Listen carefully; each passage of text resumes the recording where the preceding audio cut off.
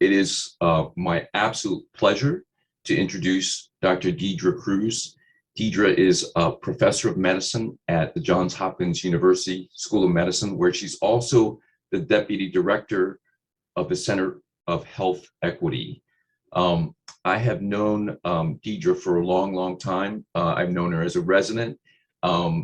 She came to us and stayed as a fellow. We were so lucky with that, and just really so happy that she stayed on as faculty as well. What I'd like to tell everyone is that in 2 years, Deidre will be president of the American Society of Nephrology. And you could see from pretty early on that Deidre has great leadership skills. And it's not just intelligence, it's not just focus. A lot of people have that. But I think with Deidre, there's something special about how she does things and what she does. For most people, if they're given an assignment, a task, research, some sort of committee assignment, there's some people that kind of, do it, but they're doing it for the CV and they don't really pull their weight. There are other people that make, solid contributions and kind of do what you're expected to do. But what Deidre does that's different is that whatever she does, she'll pivot and she'll figure out, okay, here's the problem.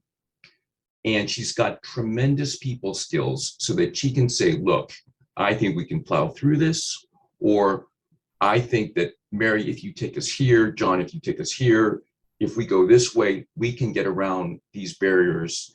And what she does is she makes everything that she's involved with better. She makes everyone she works with better. And this is really just, again, just a special talent that I'm really not seeing in very many people. So again, the issue she's going to tackle that today, I think you'll see she not only identifies things, but she gets things done. And it's really my absolute pleasure to introduce you, Deidre. Thank you so much for being here. Wow. Well, I'm not sure what to say after that. Thank you so much. That was truly one of the kindest introductions I've ever gotten, and for sure you've known me long enough to have a lot to say. What I thought I would share with you all today is a bit on the topic of centering the margins to achieve kidney health equity, and I think that what I'll try to cover will hopefully have implications to you regarding health equity in general. And so these are my disclosures. I won't be discussing really any commercial products, but including none from these funders for my research work. And so these are our objectives for our time together. The first one will be just to try to understand, what's being referred to when we talk about centering the margins. Here, thinking of it as a framework for advancing health equity. And then we'll together recognize the profound disparities in chronic kidney disease. It's National Kidney Month, and so it's definitely a good time to hopefully highlight this topic. And we'll also consider some of the societal impacts of chronic kidney disease. And then we'll go on to discuss some of the potential root causes of disparities in chronic kidney disease, and finally to identify some opportunities to mitigate these disparities. And so first, this concept of centering the margins. So this comes out of seminal work done by Bell Hooks, who was a social scientist and did a lot of work around feminist theory and helping us understand the sort of intersection of gender, race, class, sexual orientation or sexual identity, and sort of how that shows up in these sort of intersections show up in our society.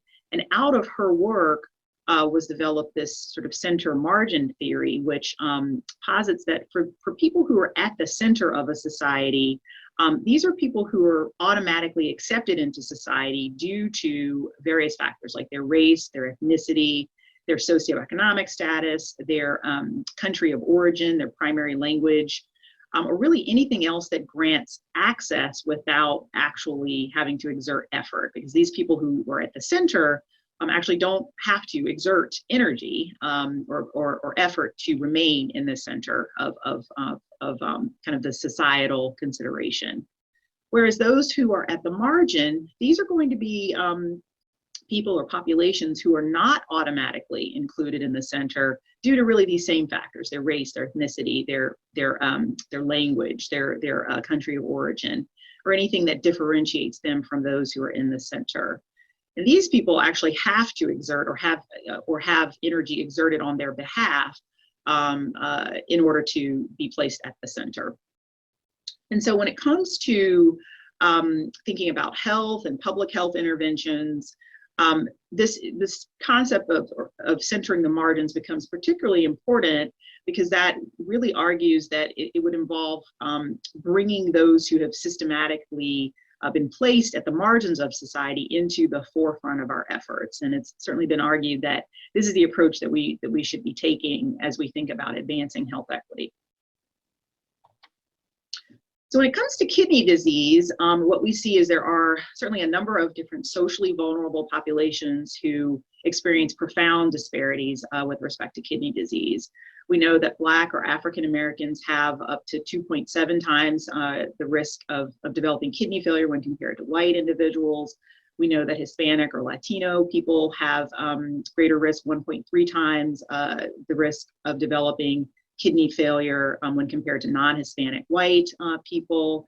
We also know that racial and ethnic disparities are not fully explained by genetic risk factors. So some of the work Dr. Choi's contributed to and others have certainly taught us that there are these genetic risk variants that I'm sure many of you tuned in who are nephrologists will be aware of, speaking here specifically around the high risk variants of apolipoprotein L1, where yes, we know that for people who have those high risk variants, and we know they're more prominent among people who have African ancestry, their risk of developing kidney disease is greater, but that those gene variants actually don't fully explain the disparities that we see when comparing, for example, Black people to white people. And we know that actually people who have the lower risk genetic variants of APOL1 and are Black also have a higher risk of developing kidney disease than when compared to white individuals. So we know that there's still disparities unexplained by these gene variants. We also know that people who have lower educational levels or have lower income levels have higher rates of CKD. And a real challenge that those of us concerned about kidney disease face is that it's been estimated that 9 in 10 people who have CKD actually are not aware of it. And unfortunately, that lack of awareness is actually greatest, or there's the lowest level of awareness among several high-risk populations that we might be most concerned about. For example, in one study, it was found that when looking at a population of people who have fairly advanced kidney disease, so stage 3 or 4, and are considered to have a 5-year estimated risk of developing kidney failure that's pretty high, including people who have a greater than 15% risk of progression to kidney failure, only about half, or I should say half of them were unaware that they had kidney disease, really highlighting this challenge that we face in terms of trying to achieve kidney health equity, but also just trying to make sure that everyone who has kidney disease knows about it. And so I hope that all of us can agree that health disparities are inhumane. As it turns out, they are also very costly. When we look at the United States, it's been estimated that $1.24 trillion are spent annually as a direct result of health disparities and the subsequent deaths that occur as a consequence of health disparities. And this is particularly when looking at racial and ethnic minoritized persons. And it's believed that these costs are incurred due to inadequate and or inequitable care for these persons. We also see that 30% of medical expenses that racial and ethnic minorities incur are estimated to be as a consequence of excess costs that stem from health disparities.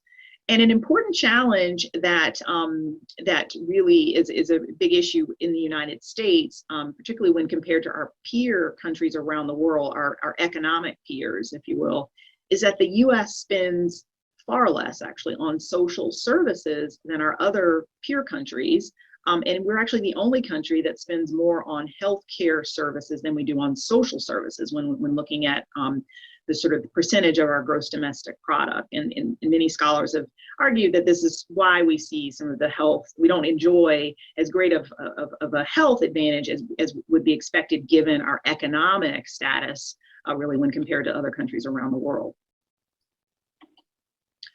So a number of different models have been put forward to help us conceptualize the relationship between being in a socially marginalized group and having increased risk of kidney disease. This model is one that I like because I think it captures three sort of primary areas that I think are worth considering. So on your far right-hand side are those issues that stem from either uninsurance status or being underinsured.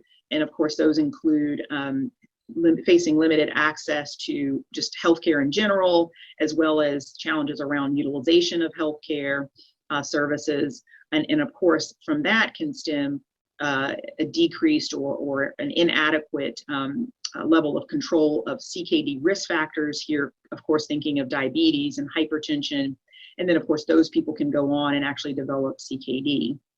In the middle of this figure are those issues that stem from discrimination. And here, speaking of those surrounding the psychosocial stress of experiencing discrimination, including there's a body of literature showing that there are actual neurohormonal responses that occur as a consequence of especially chronic experiences of discrimination.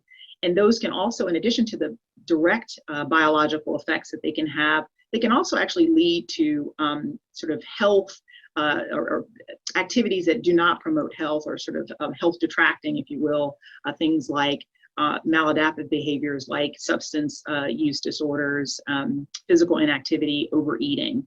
And of course, those can lead to some of the more clinical risk factors we tend to think of for kidney disease, like diabetes, hypertension, obesity, cardiovascular disease being among them. And then on the far left-hand side are those challenges that stem from residential segregation.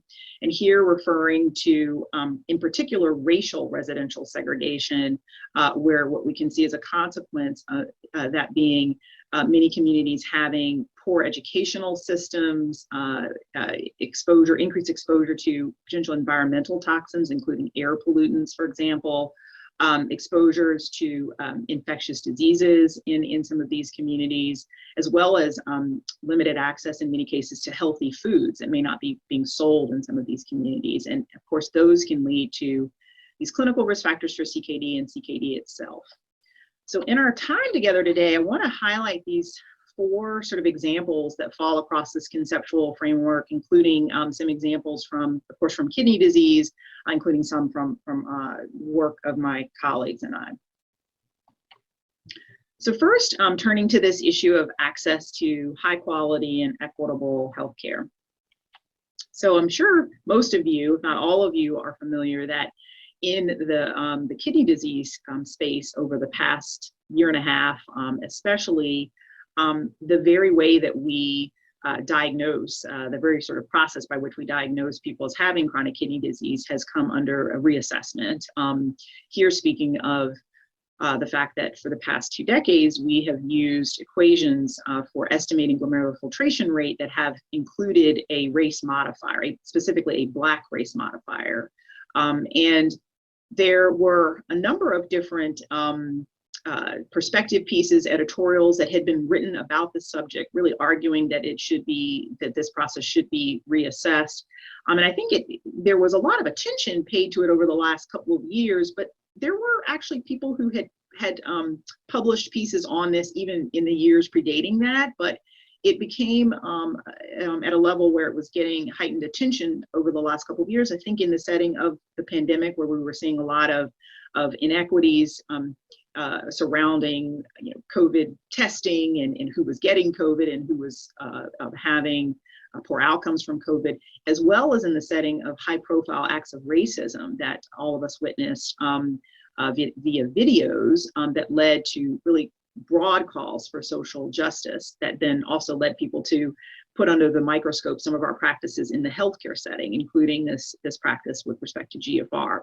I want to highlight just on the bottom right-hand corner this piece that was written by a medical student at the University of Washington, just to highlight that it was medical students in particular who began to ask a lot of questions around this. And for those heavily engaged, as I know many of you are, in educating students, you know, that when students start asking us about what we're doing, it really does force us to sort of, you know, rethink the rationale for our practices. And certainly that was the case here. And so the National Kidney Foundation and the American Society of Nephrology formed a task force that I was honored to be a part of, that was established back in September 2020 to reassess this inclusion of race in diagnosing kidney disease. And our task force was charged with these sort of 4 areas, the major sort of pieces of it being that we had to consider the multiple different social as well as clinical implications of any change that we would recommend, that we would incorporate concerns of patients and the public, including especially marginalized and disadvantaged communities. We needed to ensure that the equations would provide an unbiased assessment of kidney function so that patients, clinicians, laboratories, public health officials could make informed decisions that would ensure equity in the care of people with kidney diseases, and that we would keep these same groups apprised of any sort of potential long-term implications of making a change to these equations. And so, as I'm sure most of you know, we did end up, our task force did end up recommending the use of a new equation that is the CKD epidemiology collaboration equation for creatinine that's refit without the inclusion of the race variable. And we also did, through our task force, encourage increased use of cystatin C as a secondary or confirmatory measure of GFR in the clinical decision-making setting. And the hope is that this could help to address some of the issues surrounding early detection of kidney disease among Black individuals. It was certainly one of the many hopes from this change.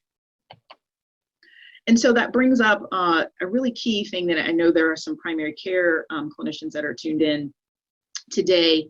One major issue that we see in the healthcare setting when it comes to kidney disease is that of challenges surrounding timely referral to nephrology care. What we know, and this is work that was led by my colleague, Dr. Tangela Purnell here at Hopkins, what we know is that there are significant racial and ethnic disparities when it comes to patients with kidney disease being seen at least 12 months prior to when they might be expected to require kidney replacement therapy, so either in the form of transplantation or dialysis. So this is a study using national data, and I'll highlight for you some of the key findings, including that even in the most recent time period that we looked at, there were significant disparities, including that Hispanic people were around 39% less likely to have been seen by a nephrologist in that year prior to developing a need for dialysis.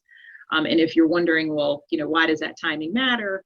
That's certainly going to be a period where we as nephrologists would be educating patients about what their treatment options are with respect to kidney failure, both transplant as well as their dialysis options, as well as you know, really kind of preparing them for that transition, and that would hopefully occur in a outpatient setting and not one where they would have to be admitted to the hospital and so forth for undergoing dialysis initiation.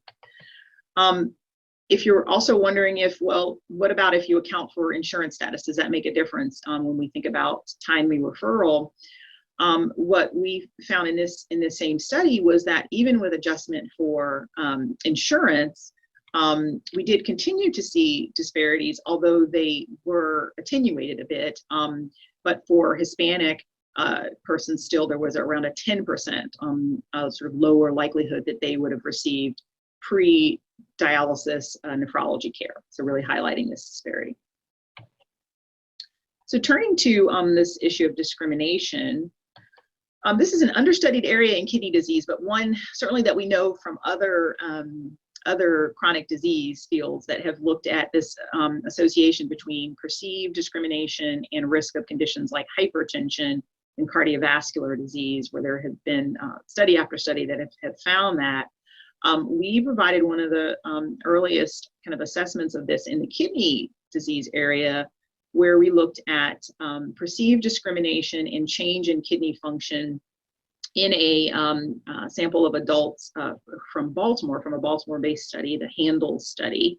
And we looked at self-reported perceived racial and gender discrimination across 5 distinct situations. So those were in the setting of being at school or sort of seeking an education, in the setting of pursuing a job or looking for employment, for those who are already in the workplace and experiencing these things, in the home environment even, or when people were seeking medical care.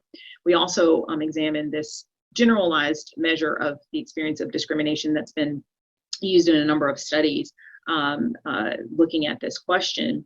And the major things that we found that I'll summarize for you are that among white women in the study, high experiences of discrimination were associated with having a lower level of baseline kidney function in our study, or a lower GFR. And among African-American women, both perceived racial and gender discrimination were linked to a lower level of follow-up kidney function in the study. In a study, a related study led by Dr. Clarissa Diamantidis, they looked at some data from the Jackson Heart study, which many of you may be familiar, is based in Jackson, Mississippi. It's a cohort study of African Americans really following their cardiovascular disease outcomes. And they here focused in on participants, around 3,100 of them, who had CKD or had diabetes or hypertension. And they looked at a number of different factors: sociodemographic factors, healthcare access, psychosocial factors, including discrimination.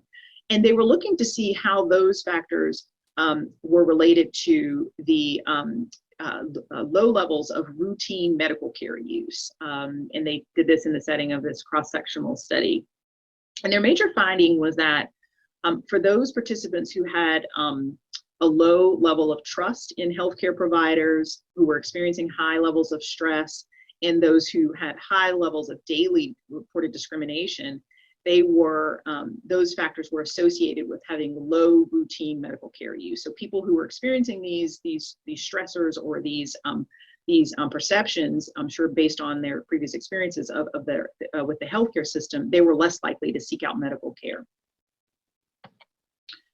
So turning to this issue of residential segregation, which is really where we'll spend a large portion of our time together today, because it's such an important issue.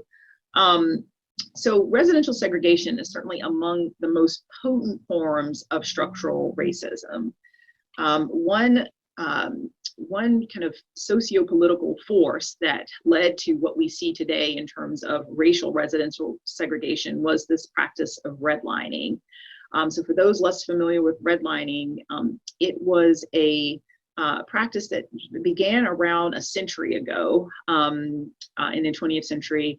That was a practice by which banks and other organizations, including insurance companies and others, would, in a very discriminatory way, would restrict their lending practices to certain groups, including a real focus on limiting those loans to Black individuals, as well as to religious minorities, including Jewish individuals, in a number of cities across the US. And so this is a redlining map of Baltimore from around, it's from 1934. And what you'll see is that red area there, that this was an area that the banks would consider to be hazardous areas to make loans to. And this was at the time, a predominantly, in terms of the residents, they were predominantly Black people living in these communities.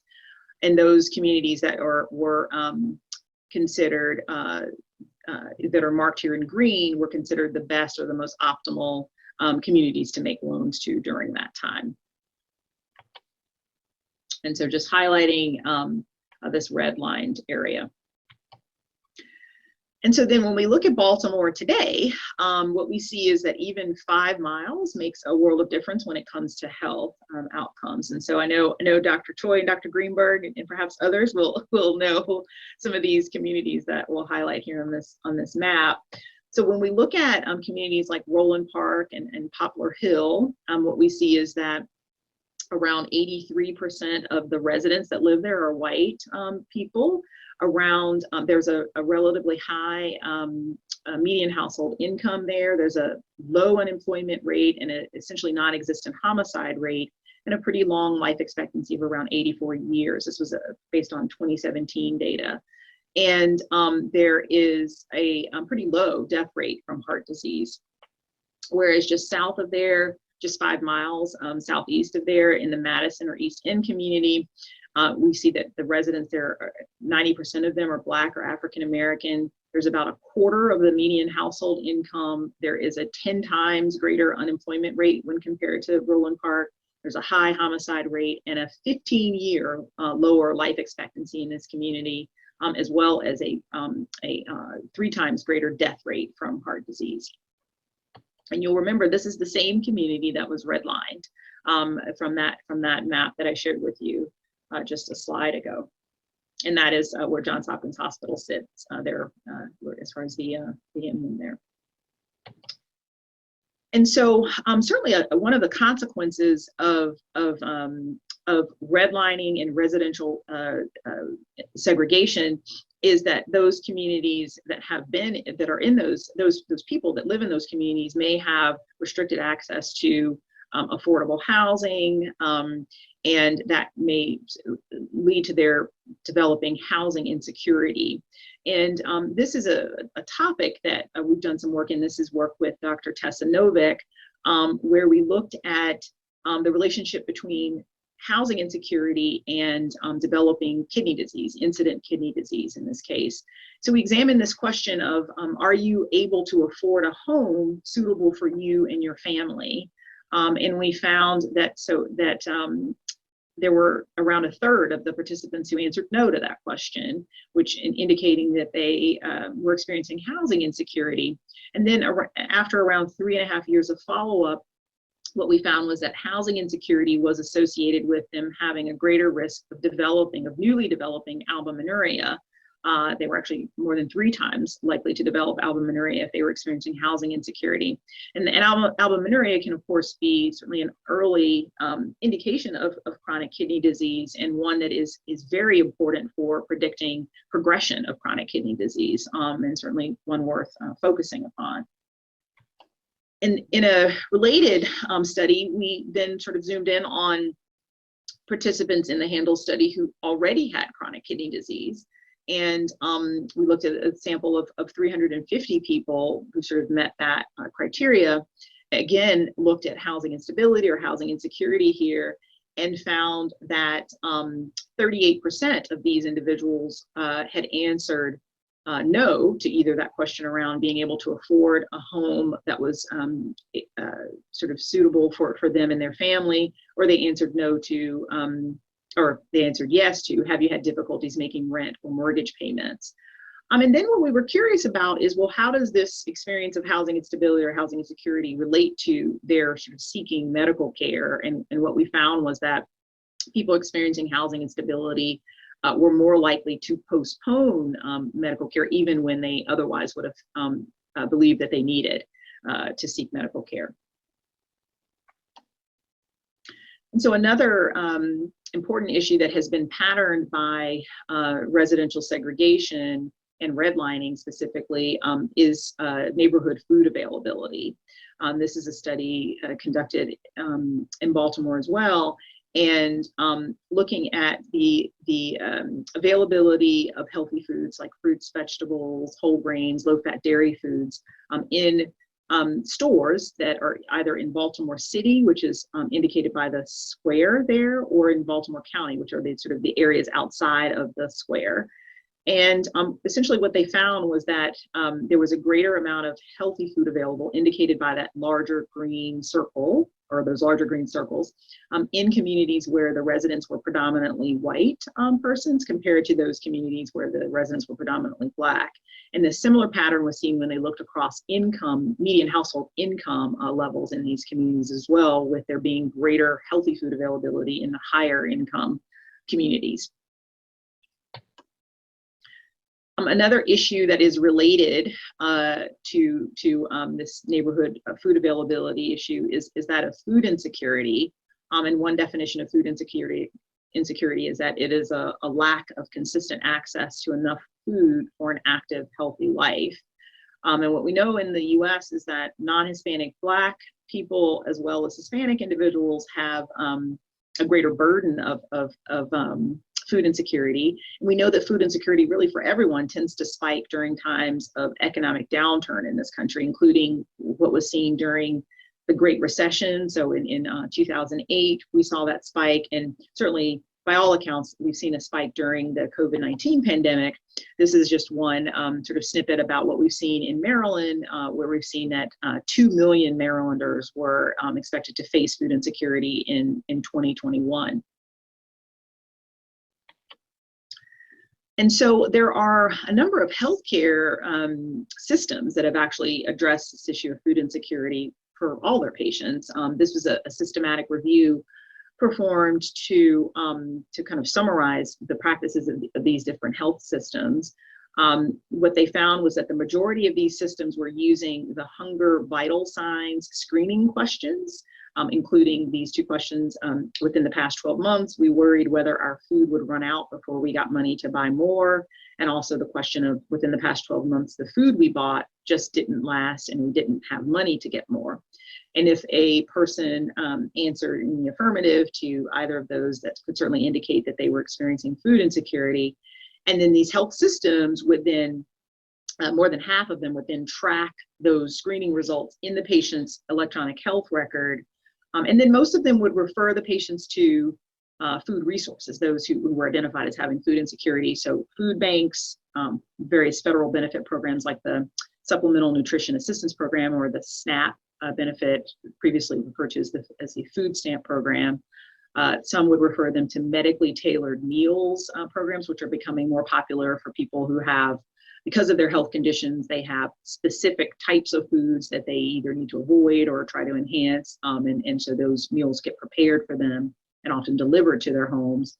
But several of these healthcare systems also had on-site food pharmacies or pantries. So for those less familiar with food pharmacies, they are similar to medical pharmacies, where a patient is seen and a doctor or other clinician can kind of write out the types of foods that that person should be trying to consume, and they take that prescription, so to speak, to that on-site pharmacy and actually acquire those types of foods.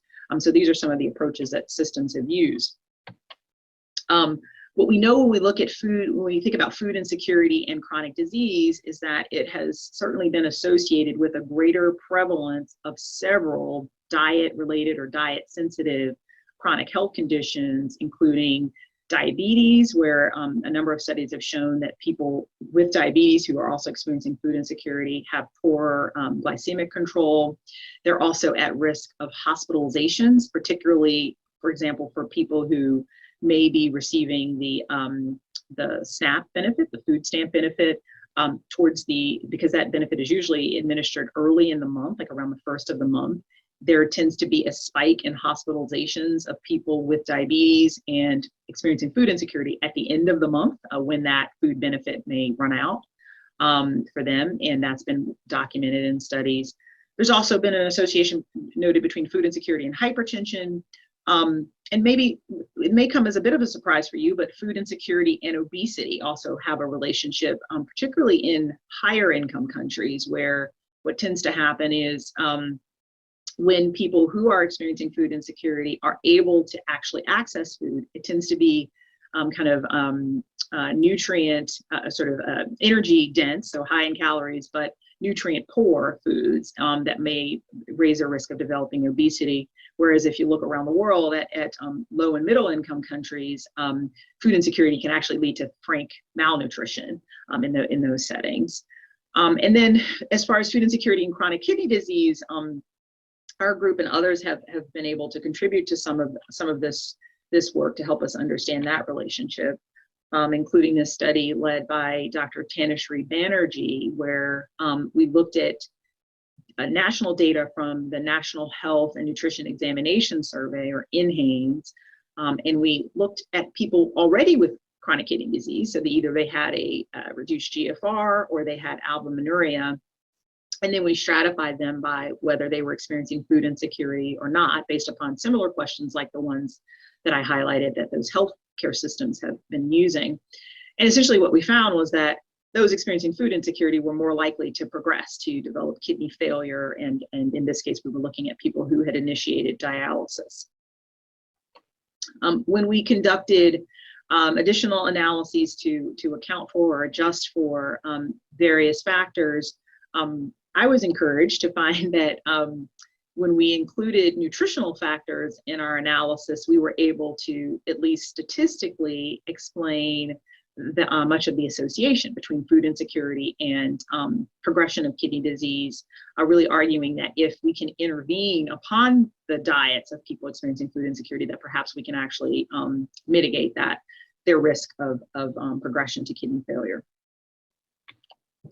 And so that work came at a time when we were also looking at a number of different, I should say we and others were looking at a number of different dietary patterns that were at least associated with favorable outcomes when it comes to kidney disease, whether it was reduced risk of developing kidney disease in the first place or reduced risk of having that disease progress to kidney failure, including the dietary approaches to stop hypertension dietary pattern, the DASH diet, that many of you may be familiar with, for its impact on lowering blood pressure, but also we've found through a number of studies that it seems to have favorable, at least a favorable association there with kidney outcomes. And related to that are dietary patterns low in dietary acid load. So these are going to be patterns that are rich in fruits and vegetables and whole grains, low-fat dairy foods as well here, where those people who follow that kind of pattern seem to have favorable outcomes as compared to those who had higher dietary acid load, where their diets had higher amounts of animal-based proteins in particular in their diet. And so taking all this together, then our approach has then been to center marginalized Black or African Americans with kidney disease risk in terms of thinking about how we may be able to intervene and actually support this population. And so one of the things that we've done is to actually ask this population kind of about what they view could be done regarding their diet, really to sort of help mitigate some of these challenges. And so here in this focus group study, what we did was to recruit a population of low-income African Americans who had first-degree family members with kidney failure. So first-degree family members actually treated with dialysis. And we were asking the participants then, what did they feel like needed to happen, or what did they feel like needed to be put into place in order to, via their diet, reduce their chances of going on and developing kidney failure like their family member. And some of the themes that came out of this work were that one of them was that healthy foods and were perceived from these participants as being expensive and also unavailable in certain neighborhoods. One participant said, and what we have in our neighborhoods and most low-income neighborhoods is fast food restaurants everywhere. You hardly see a farmer's market or a fresh produce stand or even fresh produce in the supermarket. And as soon as you walk in the market, the first thing you see is cakes, cookies, chips, cereal with loads of sugar. So really highlighting this lack of healthy foods in their community. They also highlighted that unhealthy foods were more convenient to prepare or to access, and that unhealthy dietary practices have been a lifelong habit that they thought would be difficult and would require some support to break. In a related project, sort of preliminary work, we, in the context of a behavioral intervention study led by Dr. Ebony Boulware that was being conducted to support African Americans with uncontrolled hypertension, we actually went into the homes of these participants and assessed whether they had DASH diet accordant foods in their home. And what we found was that not everyone had even a single fresh or frozen vegetable, only 79%, and fewer had even a single fresh or frozen fruit.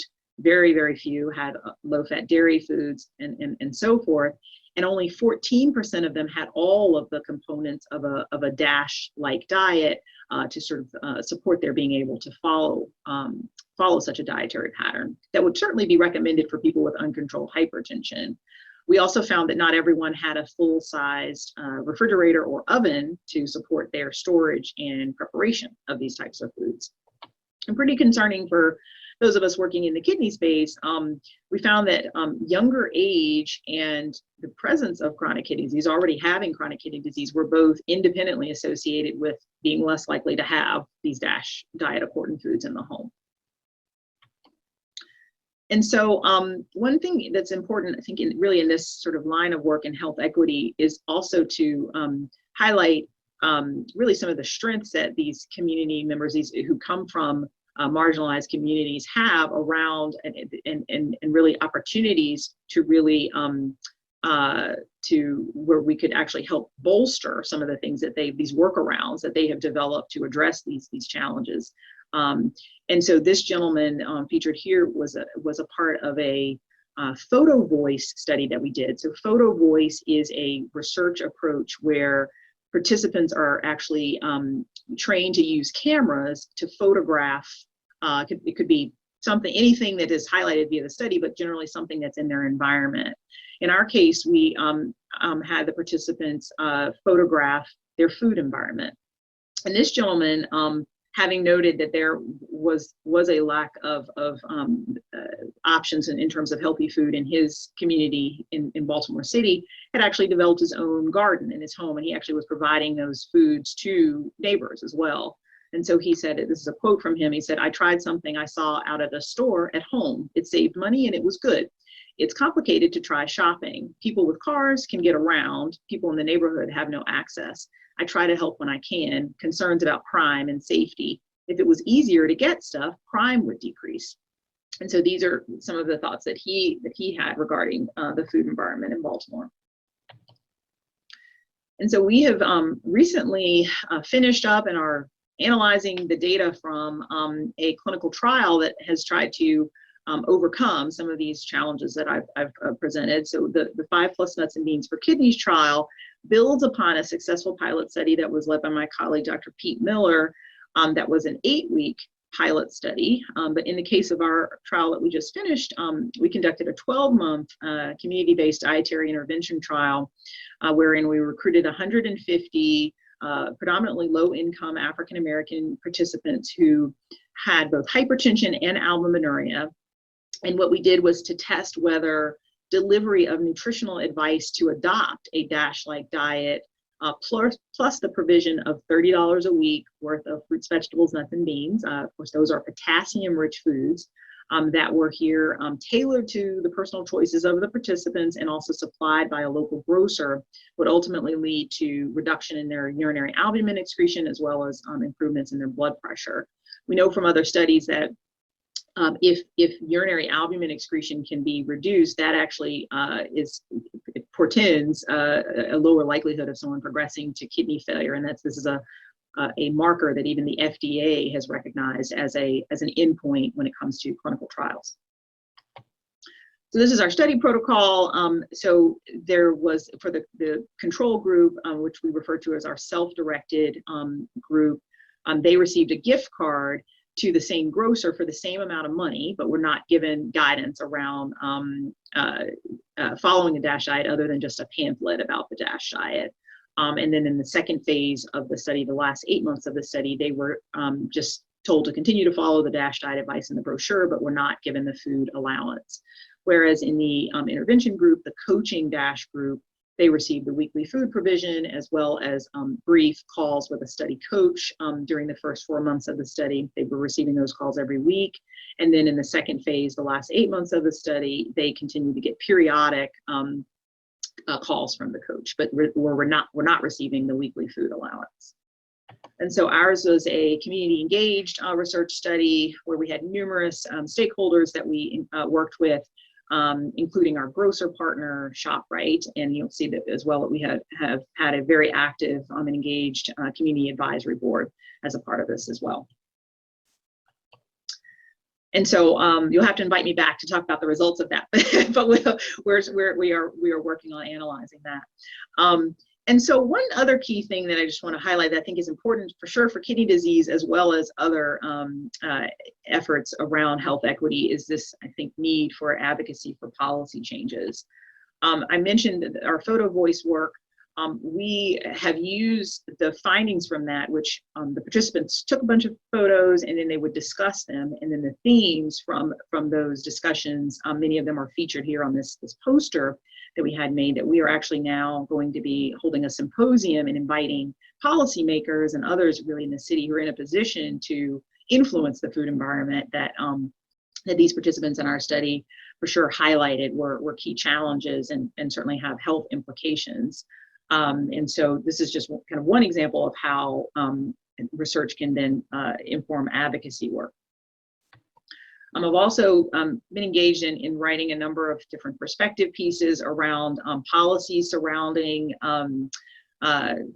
particularly kidney disease with a big focus on treatments for kidney failure and how we support people who have kidney failure, including those who are treated with dialysis. Including one with Dr. Novick, where we really called for a look at how we support patients who are treated with dialysis who are experiencing homelessness, and that we believe there's a need to consider them as a population in need of permanent supportive housing, as has been done for other chronic health conditions, including HIV, where there's a program to support people who are living with HIV who are also experiencing homelessness. But these are just some examples of efforts surrounding advocacy. And so to summarize here, disparities in chronic kidney disease are quite profound and they have significant societal impact. Potential or some of the root causes of disparities in CKD include limited access to high quality health care, discrimination, and downstream effects of residential segregation. And achieving kidney health equity, in my view, will require a commitment to centering the margins by designing interventions and advancing policies that draw upon the strengths and address the needs of historically marginalized communities. And so I want to end by acknowledging the participants of the studies that I spoke about today, as well as my colleagues in these research teams and in our division here at Hopkins, and especially my colleagues at the Johns Hopkins Center for Health Equity.